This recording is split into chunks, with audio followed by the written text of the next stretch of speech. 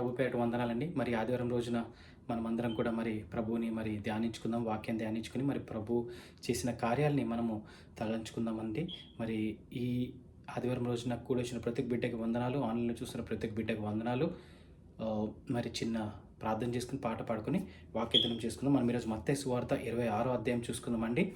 మరి దాంట్లో మరి దేవుడు మరి మన గురించి చేసిన త్యాగం ఏ విధంగా ఉందో అని మనం నేర్చుకుందాం ఈరోజు. పరలోకం మా తండ్రి ఘనమైన నామం లెక్కలేని వందన స్తుతులు స్తోత్రాలైనా ప్రభు ఈ ఆదివారం సమయమందునైనా మిమ్మల్ని స్తుతించుకునే భాగ్యాలు మీకే వందనాలు తండ్రి ప్రభ. నాయన ఈ ఆదివారం రోజున నైనా తండ్రి ప్రభ పునరుద్ధాన దినంలో మీకు వందనాలు తండ్రి ప్రభ. కూడా వచ్చిన ప్రతి ఒక్క బిడ్డ పట్ల మీకు వందనాలు తండ్రి. ఆన్లైన్లో చూస్తున్న ప్రతి ఒక్క బిడ్డ పట్ల మీకు వందనాలు తండ్రి. ఆది నుంచి అంతవరకు నైనా మీకు మహిమకరంగా జరిగే కృపచ కోరుకున్నది కార్యమంతా కూడా మీకు మహిమకరంగా నైనా మీ చిత్తం జరిగే కృపచ కోరుకుంటూ మీకే మహిమగంతా చెల్లించుకుంటూ నాయన నాతో మీరు మాట్లాడుతున్నందుకు నాయన మీకు వందనాలు తెలుపుకుంటూ చిన్న ప్రార్థన నజరేయుడైన యేసునామమున నడిపెట్టుకుంటాం తండ్రి. ఆమేన్. చిన్న పాట పాడుకుందామండి. మనకందరికి తెలిసిన పాటే. స్తుతి పాడుటకే బ్రతికించిన జీవనదాతవు నీవేనయ్యా, ఇన్నాళ్ళుగా నన్ను పోషించిన తల్లివలే నన్ను ఓదార్చిన నీ ప్రేమ నాపై ఎన్నడు మారదు యేసయ్యా, నీ ప్రేమ నాపై ఎన్నడు మారదు యేసయ్యా, జీవిత కాలమంతా ఆధారం నీవేనయ్యా, నా జీవిత కాలమంతా ఆరాధించి కనపరతును, స్తుతి పాడుటకే బ్రతికించిన జీవనదాతవు నీవేనయ్యా, స్తుతి పాడుటకే బ్రతికించిన జీవనదాతవు నీవేనయ్యా, ప్రాణభయమును తొలగించినావు, ప్రాకారములను స్థాపించినావు, సర్వజనులలో నీ మహిమ వివరింప దీర్ఘాయువుతో నన్ను నింపినావు, నీ కృపా బాహుల్యమే వీడని అనుబంధమై తలచిన ప్రతి క్షణమున నూతన బలమిచ్చెను, స్తుతి పాడుటకే బ్రతికించిన జీవనదాతవు నీవేనయ్యా, స్తుతి పాడుటకే బ్రతికించిన జీవనదాతవు నీవేనయ్యా, ఇన్నాళ్ళుగా నన్ను పోషించిన తల్లివలే నన్ను ఓదార్చిన నీ ప్రేమ నాపై ఎన్నడు మారదు యేసయ్యా, నీ ప్రేమ నాపై ఎన్నడు మారదు యేసయ్యా, జీవిత కాలమంతా ఆధారం నీవేనయ్యా, నా జీవిత కాలమంతా ఆరాధించి గణపరతును. Hallelujah, hallelujah. Thank you Lord Jesus. Hallelujah. మరి చిన్న వాక్యధ్యానం చేసుకుందామండి. మత్తయి సువార్త 26వ అధ్యాయం చూసుకుందామండి. ఈ అధ్యాయం వచ్చేసి మనకి 8 విభాగాలుగా మరి డివైడ్ అయిందండి. మరి మొదటిగా మత్తయి సువార్త 26 1 నుంచి 13 వచనాలు చూసుకుందాం. The plot against Jesus. మత్తయి సువార్త 26 1 నుంచి 13 వచనాలు. మరి యేసు ప్రభు మరి ఏ విధంగా పట్టబడిన రోజు ఆ దినాలు మరి ఏ విధంగా మరి ముందుకెళ్ళాయి, మరి ఎలా మరి యేసు ప్రభుని మరి ఏ విధంగా అయితే మరి బిట్రై చేశారు, మరి యేసు ప్రభుని ఏ విధంగా మరి మరి సిలువ మీద మరణం పొందకముందు ఏ విధంగా అయితే యేసు ప్రభు మరి బాధలు ఇబ్బందులు పడ్డారో మనం చూసుకుందామండి. మత్తయి సువార్త 26 1 నుంచి 13. యేసు ఈ మాటలన్నీ చెప్పి చాలించిన తరువాత జరిగినదేమనగా, ఆయన తన శిష్యులను చూచి 2 దినములైన పిమ్మట పస్కా పండుగ వచ్చుననియు, అప్పుడు మనుష్య కుమారుడు సిలువ వేయబడుటకై ప్రకటింపబడుననియు మీకు తెలియనని చెప్పాను. ఆ సమయమున ప్రధాన యాజకులను ప్రజల పెద్దలను కైప అను ప్రధాన యాజకుని మందిరంలోనికి కూడి వచ్చి యేసును మాయోపాయము చేత పట్టుకొని చంపవలని ఏకమై ఆలోచన చేసిరి. అయితే ప్రజలలో అల్లరి కలుగకుండానట్లు పండుగలో వద్దని చెప్పుకొనిరి. యేసు బెతనియాలో కుష్ఠరోగి అయిన సీమోను ఇంటనున్నప్పుడు ఒక స్త్రీ మిక్కిలి విలువ గల అత్తరు బుడ్డి తీసుకుని ఆయన యొద్దకు వచ్చి ఆయన భోజనమునకు కూర్చుండగా దానిని ఆయన తల మీద పోసెను. శిష్యులు చూచి కోపపడి, ఈ నష్టమెందుకు? దీనిని గొప్ప వెలకు అమ్మి బీదలకియ్యవచ్చునే అనిరి. యేసు ఆ సంగతి తెలుసుకొని, ఈ స్త్రీ నా విషయమై ఒక మంచి కార్యము చేసెను. ఈమెను మీరెలా తొందరపెట్టుచున్నారు? బీదలెల్లప్పుడూ మీతో కూడా ఉన్నారు గాని నేను ఎల్లప్పుడూ మీతో కూడా ఉండను. ఈమె ఈ అత్తరు నా శరీరము మీద పోసి నా భూస్థాపన నిమిత్తము దీనిని చేసెను. సర్వలోకమందు ఈ సువార్త ఎక్కడ ప్రకటింపబడునో అక్కడ ఈమె చేసినదియు ఈమె జ్ఞాపకార్థముగా ప్రశంసింపబడునని మీతో నిశ్చయముగా చెప్పుచున్నానని వారితో అనెను. ఆమేన్. సో యేసు ప్రభుని ఏ విధంగా పట్టుకుందామని ఇక్కడ ప్లాన్ వేశారంట. ప్లాట్ అగేన్స్ట్ జీసస్ అంటే ప్లాన్ వేస్తున్నారు. పస్కా పండుగ రోజున యేసు తన శిష్యులతో ఉన్నప్పుడు ఆ రోజు పట్టుకుందాం అన్నట్టు ప్లాన్ వేస్తున్నారంటే ఎవరు?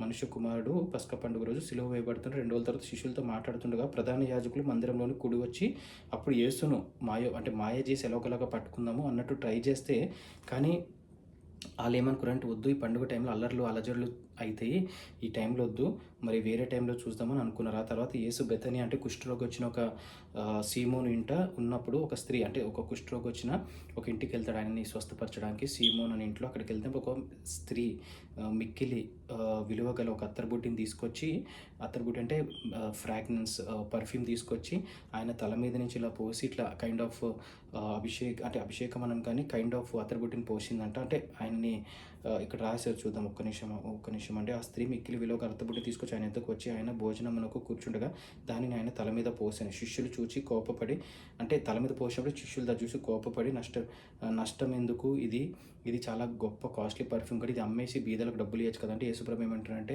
ఆమె చేసింది కరెక్ట్, ఎందుకంటే నేను ఎప్పుడు ఇక్కడ ఉండను, మనుష్య కుమారుడు వెళ్ళిపోతాడు, సో నేను ఇక్కడ ఉన్నాను కాబట్టి ఆమె చేసింది కరెక్టే, ఎందుకంటే ఆమె దగ్గరున్న విలువ గలది నాకు నా తల మీద పోసి నాకు ఇచ్చింది, సో అంటే అంత కాస్ట్లీ పర్ఫ్యూమ్ కూడా నాకు ఇచ్చింది అని. బీదలు ఎల్లప్పుడు ఉంటారు మీతో, కానీ నేను ఎప్పుడు ఉండను కదా, సో అందుకే ఆమె ఈ అత్తరు నా శరీరం మీద పోసింది, నా భూస్థాపన నిమిత్తము దీనిని చేసినట్టు. భూస్థాపన నిమిత్తం అంటే ఇది ఎలా అంటే, ఇప్పుడు ఆయన చెప్పాడు కదా 2 రోజుల తర్వాత నేను పట్టబడతాను, సిలువ వేయబడతానని చెప్పారు కదా, సో ఆ విధంగా సూచనగా పోసిందని ఇక్కడ రాశారు. పరలోకమందు ఈ సువార్త పరలోకమందు ఎక్కడైతే సువార్త ప్రకటింపబడుతుందో అక్కడ ఈమె గురించి చెప్పుకుంటారని చెప్పి రాశారు. నెక్స్ట్ మత్తయి సువార్త 26. సో మన జీవితాలు ఎలా అన్వయించుకోవాలంటే అండి, ఇది 1-13 వర్సెస్. మనం కూడా మన దగ్గర ఉన్న కాస్ట్లీది మనం దేవుడికి ఇవ్వడానికి మనం సంకోచన అంటే సెకండ్ థాట్ రావద్దండి. ఎందుకంటే మనకి దేవుడు అన్నీ ఇచ్చిన దేవుడికి మనము ఎంత ఇచ్చినా తక్కువే అండి.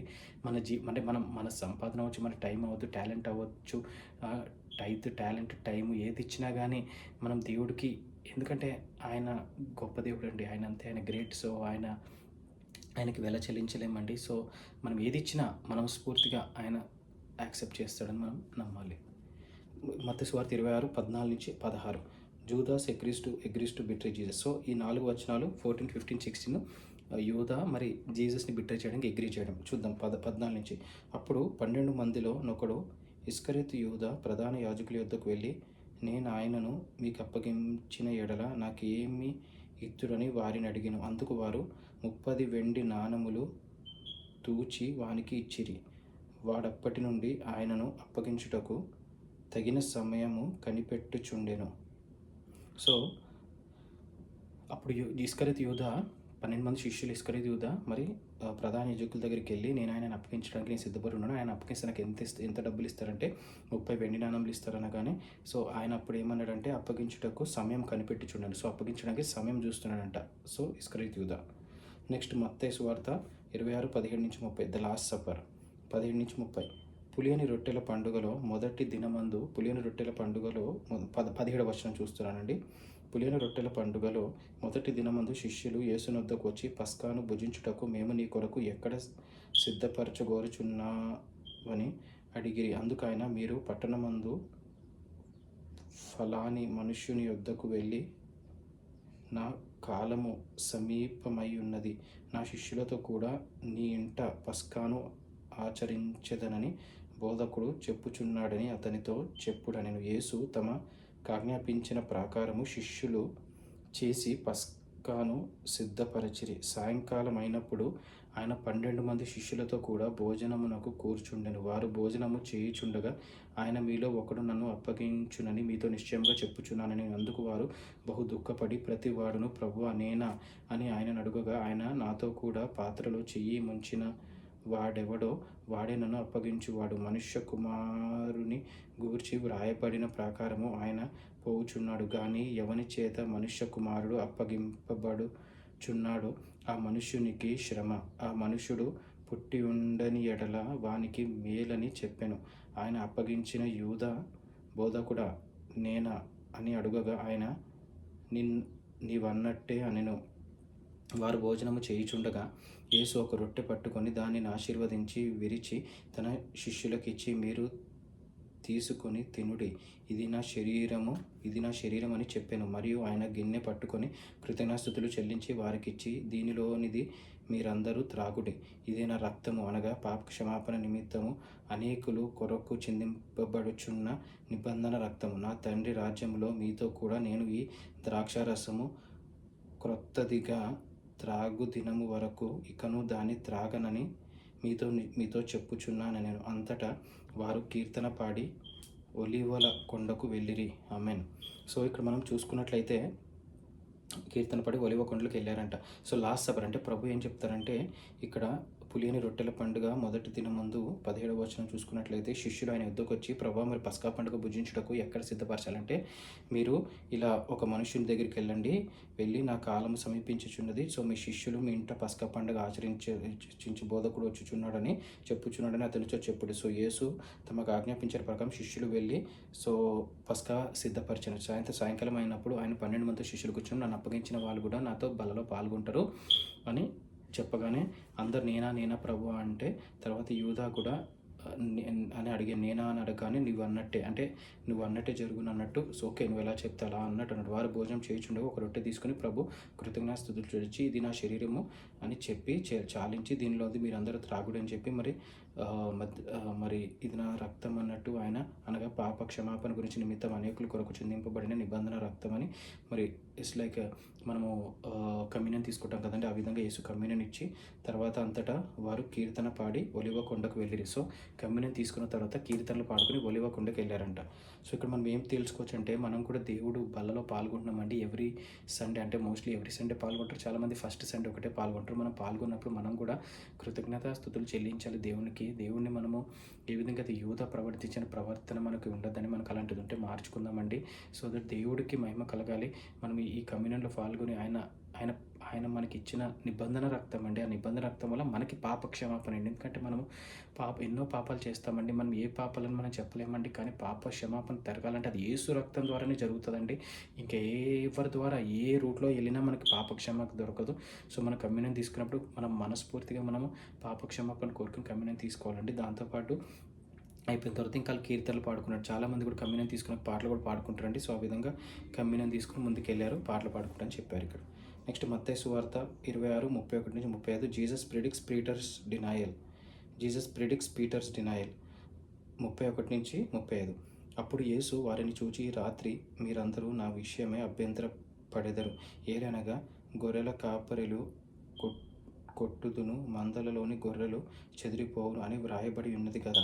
నేను లేచిన తరువాత మీకంటే ముందుగా గలిలయకు వెళ్ళెదనెను. అందుకు పేతురు, నీ విషయమై అందరూ అభ్యంతరపడినను నేను ఎప్పుడూనూ అభ్యంతరపడనని ఆయనతో చెప్పగా, యేసు అతని చూచి, రాత్రి కోడి కూయక మునిపే నీవు నన్ను ఎరుగనని ముమ్మారు చెప్పేదామని నీతో నిశ్చయంగా చెప్పుచున్నానని. పేతురు ఆయనను చూచి, నేను నీతో కూడా చావవలసి వచ్చినను నిన్ను ఎరుగనని చెప్పనెను. అదే ప్రకారము శిష్యులందరూ అనిరి. ఆమెన్. సో ఇక్కడ 31-35 వచనాలు చూసుకున్నట్లయితే మరి యేసు ప్రిడిక్స్ చేస్తారంట. అంటే పీటర్స్ డినయల్, అంటే నువ్వు నన్ను నేనెవరో నీకు తెలియదని నువ్వు చెప్తావు పీటర్తో మాట్లాడినప్పుడు శిష్యులతో. అంటే పేతురు అంటాడు, ప్రభువా నేను అలా చేయను, మీరు మీరు మీరు ఎందుకంటే మీరు పేతురు నేను చూచి నేను నీతో కూడా చావాల్సి వచ్చినప్పుడు నేను చనిపోతాను, కానీ నేను అలా చేయను అని చెప్తాడు. తర్వాత కానీ దేవుడు ఏమంటాడంటే నువ్వు నన్ను డినై చేస్తావు, నువ్వు నన్ను నేను ఎవరో తెలియదని చెప్తావు అంటే, కానీ పీటర్ ఒప్పుకోడు. కానీ తర్వాత చూద్దామండి, మత్తయి సువార్త 26:36-45 గెత్సెమనే 36-45 వచనాలు చూసుకుందాం.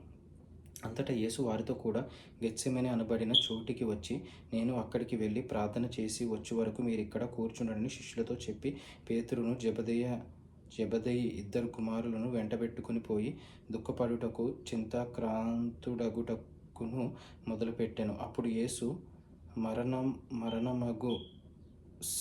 మరణమగు సంతగా నా ప్రాణము బహు దుఃఖములో మునిగి ఉన్నది, మీరు ఇక్కడ నిలిచి నాతో కూడా మెలకువగా నుండుడని వారితో చెప్పి కొంత దూరము వెళ్ళి సాగిలపడి, నా తండ్రి సాధ్యమైతే ఈ గిన్నె నా యొద్ద నుండి తొలగిపోనిమ్ము, అయినను నా ఇష్ట ప్రకారం కాదు నీ చిత్త ప్రకారం. అంటే ప్రభు ఏం చెప్తాడంటే, గెత్సెమనే తోటకెళ్ళి నేను ప్రార్థన చేసుకుంటాను, మీరు ఇక్కడే కూర్చుని పేతురు జెబెదయి 2 కుమారులను తీసుకుని వెళ్ళి మీరు ఇక్కడే కూర్చుని మీరు ప్రార్థన చేసుకొని నేను అక్కడికి వెళ్ళి నేను ప్రార్థన చేసుకుని వస్తాను ఏకాంతంగా అని యేసు ప్రభు చెప్తాడు. అంతటా మీరు ఇక్కడ కూర్చుని అక్కడికి వెళ్ళి నేను ప్రార్థన చేసుకున్నాను, మీరు ఇక్కడే కూర్చుని శిష్యులు చెప్పిన మీరు పేతురు జెబెదయి కుమారులు కూర్చుని ఉండమని చెప్పారు, మీరు ఇక్కడే ఉండండి నేను అక్కడికి వెళ్ళి వస్తానని చెప్పి తర్వాత ఆ ప్రకారమే కానిమ్మని ప్రార్థించాను. ఆయన మరలా శిష్యుల యొద్దకు వచ్చి వారు నిద్రించుచు చూచి, ఒక గడి అయినను నాతో కూడా మేలుకొని ఉండలేరా? అంటే మీరు ఒక గడి ఒక టైంలో కూడా నాతో మేలుకొని ఉండలేరా? మీరు ఎందుకు నిద్రపోతున్నారు?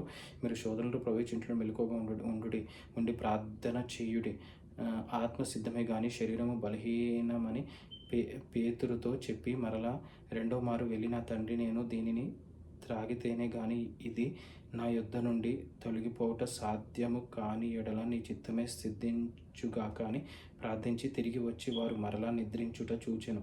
ఏలే అనగా వారు కన్నులు భారంగా ఉండెను. ఆయన వారిని మరలా విడిచి వెళ్ళి ఆ మాటలే చెప్పుచు 3వ మారు ప్రార్థన చేసెను. అప్పుడు ఆయన తన శిష్యుల యొద్దకు వచ్చి, ఇక నిద్రపోయి అలసట తీర్చుకొనుడి, ఇదిగో ఆ గడియ వచ్చి ఉన్నది, మనుష్య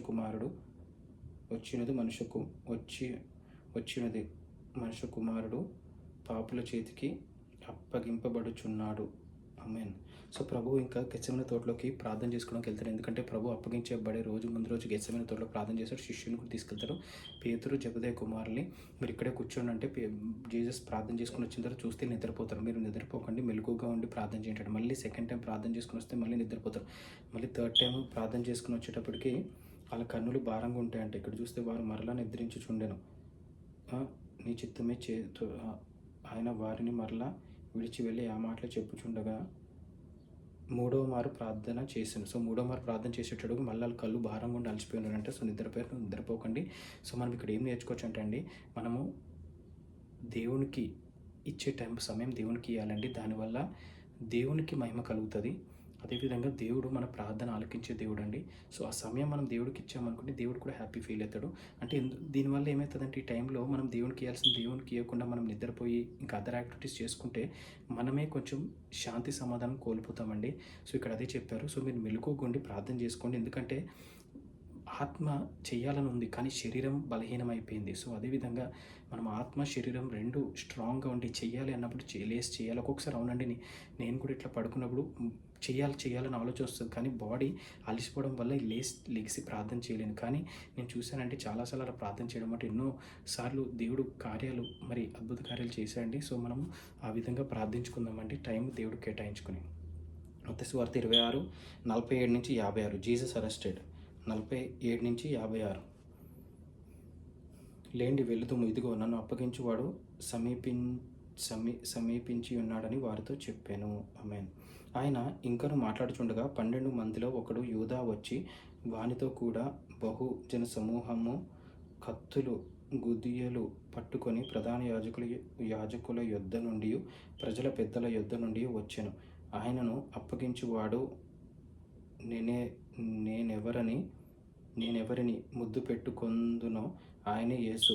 ఆయనను పట్టుకొనుడని వారికి గుర్తు చెప్పి వెంటనే యేసునొద్దకు వచ్చి, బోధకుడా, నీకు శుభమని చెప్పి ఆయనను ముద్దు పెట్టుకొనెను. యేసు, చెలికాడా, నీవు చేయవచ్చినది చేయుమని అతనితో చెప్పగా, వారు దగ్గరకు వచ్చి ఆయన మీద పడి ఆయనను పట్టుకొనిరి. ఇదిగో, యేసుతో కూడా ఉన్న వారిలో ఒకడు చెయ్యి చాచి కత్తి దూసి ప్రధాన యాజకుని దాసుని కొట్టి వాని చెవి తెగ నరికెను. యేసు, నీ కత్తి వరలో తిరిగి పెట్టుము. కత్తి పట్టుకొను వారందరూ కత్తి చేతనే నశింతురు. ఈ సమయమున నేను నా తండ్రిని వేడుకొనిన ఎడల ఆయన 12 సేన వ్యూహముల కంటే ఎక్కువ మంది దూతలను ఇప్పుడే నాకు పంపడనియు నీవు అనుకొనుచున్నావా? నేను వేడుకొనిన ఎడల ఈలాగు జరుగవలెనను లేఖనము ఎలాగూ నెరవేరునని అతనితో చెప్పెను. ఆ గడియలోనే యేసు జనసమూహములను చూచి, బందిపోటు దొంగ మీదికి వచ్చినట్టు కత్తులతోనూ గుదియలతోనూ నన్ను పట్టుకొన వచ్చితిరా. నేను అనుదినము దేవాలయములో కూర్చుండి బోధించుచున్నప్పుడు మీరు నన్ను పట్టుకొనలేదు. అయితే ప్రవక్తల లేఖనములు నెరవేరునట్లు ఇదంతయు జరిగినని చెప్పాను. అప్పుడు శిష్యులందరూ ఆయనను విడిచి పారిపోయిరి. ఆమేన్. సో ఇక్కడ జీసస్ అరెస్టెడ్, అంటే యేసుప్రభు అరెస్ట్ అవుతారు. అది గెత్సెమనే తోటలో మరి ప్రార్థన చేసుకున్న తర్వాత మరి నా గడియ వచ్చింది, నడవండి వెళ్దాం అనేటప్పటికీ అప్పుడు యూదా మరి అదేవిధంగా ప్రధాన యాజకులు వాళ్ళ జనసమూహంతో వచ్చి, అంటే వాళ్ళ సోల్జర్స్తో వచ్చి మరి పట్టుకోవడానికి యేసుని వస్తారు. కానీ ఆ టైంలోనే పేతురు కత్తి దూసి ఇట్లా చెవు ఇట్లా ప్రధాన యాజకుని తోసేసి కత్తి దూసి ఇట్లా సోల్జర్ చెవు దగ్గర, అంటే యేసు ప్రభు కత్తితో ఎవరైతే ఇలాంటి పనులు చేస్తారో కత్తి ద్వారా నశిస్తారో అలాంటివి చేయకండి, కత్తి లోపల పెట్టు. ఎందుకంటే ఇప్పుడు నేను నా తండ్రిని నేను ప్రార్థన చేయలేనని, నా తండ్రిని ప్రార్థన చేస్తే ఎంతోమంది దూతల్ని పంపించి కాపాడతాడు. నేను చేయలేను ఆ పని, కానీ నేను చేయగలుగుతాను. కానీ అది కాదు, ఇది దేవుడి చిత్తం జరగాలి కాబట్టి నేను ఇలాగా అని, ఇది దేవుడి చిత్తం జరగాలని చెప్తాడు. వేడుకొని ఎడల పైన పంపి ఎక్కువ మంది దూతలను అప్పుడే పంపుతాడు. నేను వేడుకొని ఎడల ఇలాగూ జరుగున నేను. తర్వాత ఆ గడిలోనే యేసు జనసమూహం చూచి, బందిపోటు దొంగల మీదకి వచ్చినట్లు మీరు ఎందుకు కత్తులు దూసులతో వచ్చారు? నేను అనుదినము దేవాలయంలో కూర్చుని బోధించుచున్నాను, మీరు నన్ను పట్టుకొనలేదు, బోధించడం పట్టుకోలేదు, ఇప్పుడు ఎందుకు ఇలా వచ్చారు అని చెప్పి విడిచిపోయారు. అప్పుడు వాళ్ళందరూ విడిచి వెళ్ళిపోయారంట. ఆమేన్. సో నెక్స్ట్ మత్తయి సువార్త 26:57-68. Jesus before the Sanhedrin. యేసును పట్టుకొనిన వారు ప్రధాన యాజకుడైన కైపా యొద్దకు ఆయనను తీసుకొని పోగా అక్కడ శాస్త్రులను పెద్దలను కూర్చుండి ఉంటారు. పేతురు ప్రధాన యాజకుని ఇంటి ముంగిట వరకు ఆయనను దూరం నుండి వెంబడించి లోపలికి పోయి, దీని అంత మేమవును చూడవలెనని బంట్రోతులతో కూడా కూర్చుండను. ప్రధాన యాజకులను మహాసభ వారందరూ యేసును చంపవలెనని ఆయనకు విరోధముగా అబద్ధ సాక్ష్యము వెదకుచుండిరి. కానీ అబద్ధ సాక్షుల నేకులు వచ్చిన సాక్ష్యం ఏమీ దొరకలేదు. తుదకు 2 మనుషులు వచ్చి, వీడు దేవాలయమును పడగొట్టి 3 దినములలో దానిని కట్టగలనని చెప్పానని. ప్రధాన యాజకుడు లేచి, నీవు ఉత్తరం ఏమీ చెప్పవా? వీరు నీ మీద పలుకుచున్న సాక్ష్యం ఏమని అడుగగా యేసు ఊరుకుండెను. అందుకు ప్రధాన యాజకుడు ఆయనను చూచి, నీవు దేవుని కుమారుడవై క్రీస్తువైతే ఆ మాట మాతో చెప్పుమని, జీవము గల దేవుని తోడని నీవు ఆనబెట్టుచున్నానెను. అందుకు యేసు, నీవన్నట్టే, ఇది మొదలుకొని మనుష్య కుమారుడు సర్వశక్తుని కుడిపార్శ్వమున కూర్చుండుటయు ఆకాశ మేఘారూఢుడై వచ్చుటయు మీరు చూతురని చెప్పగా, ప్రధాన యాజకుడు ఆ వస్త్రము చింపుకొని, వీడు దేవదూషణ చేసెను, మనకిక సాక్షులతో పని ఏమి? ఇదిగో, ఈ దూషణ మీరిప్పుడు విన్నారు, మీకేమి తోచుచున్నదని అడిగాను. అందుకు వారు, వీడు మరణమునకు పాత్రుడనరి. అప్పుడు వారు ఆయన ముఖము మీద ఉమ్మివేసి ఆయనను గుద్దిరి. కొందరు ఆయనను అరచేతులతో కొట్టి, క్రీస్తు, నిన్ను కొట్టువాడెవడో ప్రవచింపుమనిరి. ఆమేన్. తర్వాత మత్తయి 26:57-68 Jesus before the Sanhedrin. Next Mattayi 26:69-75 Peter డిసోన్స్ Jesus. ఇవన్నీ ఒకసారి చదువుకుందామండి. పేతురు 66 నుంచి చదువుతున్నానండి. పేతురు వెలుపటి ముంగిట కూర్చుండి ఉండగా ఒక చిన్నది అతని యొద్దకు వచ్చి, నీవును గలిలయుడు కదా, యేసుతో కూడా ఉంటివి కదా అనెను. అందుకతడు, నేను ఉండలేదు, నీవు చెప్పు సంగతి నాకు తెలియదని అందరి ఎదుట అనెను. అతడు నడవలోనికి వెళ్ళిన తర్వాత మరియొక్క చిన్నది అతన్ని చూచి, వీడును నజరేయుడగు యేసుతో కూడా ఉండెనని అక్కడి వారితో చెప్పగా, అతడు ఒట్టు పెట్టుకొని, నేను ఉండలేదు, ఆ మనుష్యుని నేనెరుగనని మరలా చెప్పెను. కొంతసేపు అయిన తర్వాత అక్కడ నిలిచి ఉన్నవారు పేతురు వద్దకు వచ్చి, నిజమే, నీవును వారిలో ఒకడవే, నీ పలుకు నిన్ను గూర్చి సాక్ష్యం ఇచ్చుచున్నదని అతనితో చెప్పిరి. అందుకు అతడు ఆ మనుష్యుని నేనెరుగనని చెప్పి శపించుకొనుటకును ఒట్టు పెట్టుకొనుటకును మొదలుపెట్టెను. వెంటనే కోడి కూసెను.